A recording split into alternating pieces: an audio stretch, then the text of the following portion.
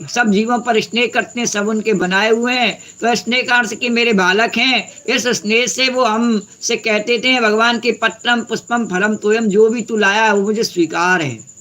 ला तो सही मेरे लिए कुछ, पर हम जब बाजार जाते नहीं, ध्यान देना, तो हम सोचते हैं कि अपने लिए क्या लेना है, अपने बच्चे के लिए क्या लेना है, घर में बूढ़े माँ बाप हैं उनके लिए क्या लेना है, या अपनी पत्नी के लिए क्या लेना है, पति के लिए क्या लेना है, ऐसा ही सोचते हैं।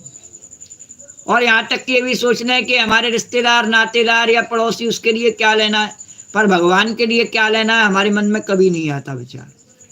और भगवान तो कहते हैं मुझे और कुछ चाहिए नहीं, तेरा मन है नहीं वो मेरे पास रहना चाहिए, तू कहीं भी जा कुछ भी कर, कोई लेना देना नहीं, तेरा मन मेरे पास में रहना चाहिए। बोलो द्वारकाधीश भगवान की जय।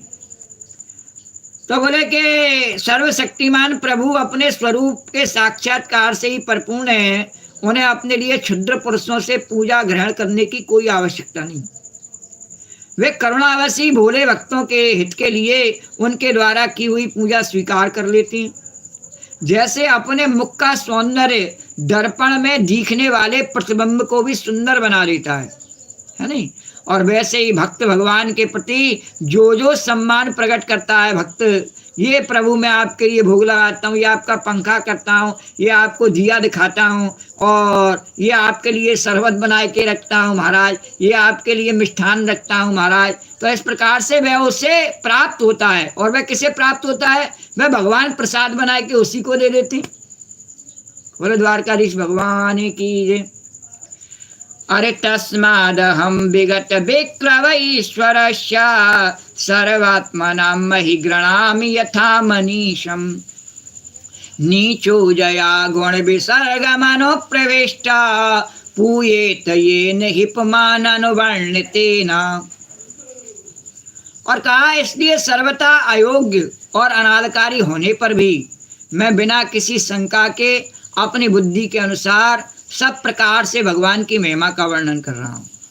प्रहलाद जी ने कहा मेरे अंदर कोई सामर्थ्य नहीं, 5 वर्ष के बालक ही तो थे, कोई सामर्थ्य नहीं मेरे अंदर, पर मैं अनाधिकारी हूँ और मेरा कोई अधिकार भी नहीं है भगवान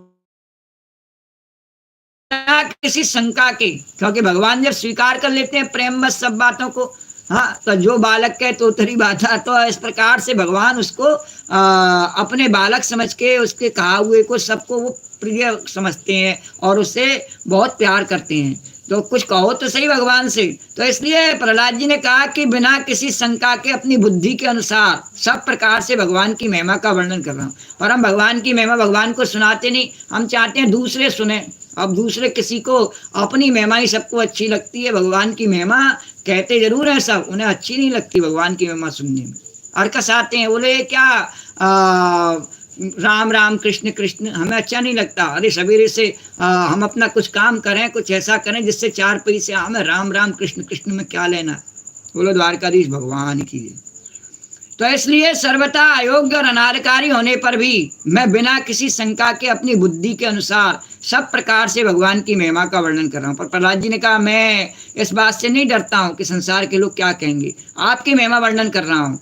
और इस महिमा के गान का ही ऐसा प्रभाव है कि अविद्यावश संसार चक्र में पड़ा हुआ जीव तत्काल पवित्र हो जाता है।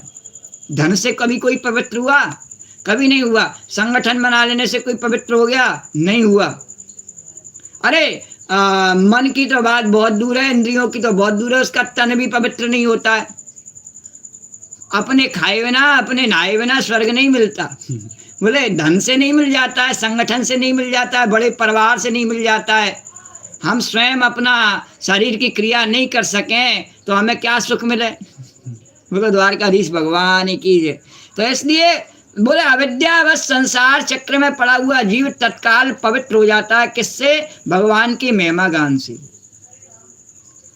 अरे सर्वे अमी विधिकरास्तव सत्वधाम्नो, सर्वे अमी विधिकरास्तव सत्वधाम्नो, ब्रह्मादयो वयमिवेश न चोद्विजन्ता, क्षेमाय भूतोतात्म सुखाय चाशा, विक्रीडितं भगवतो रुचिरावतारै, विक्रीडितं भगवतो रुचिरावतारै।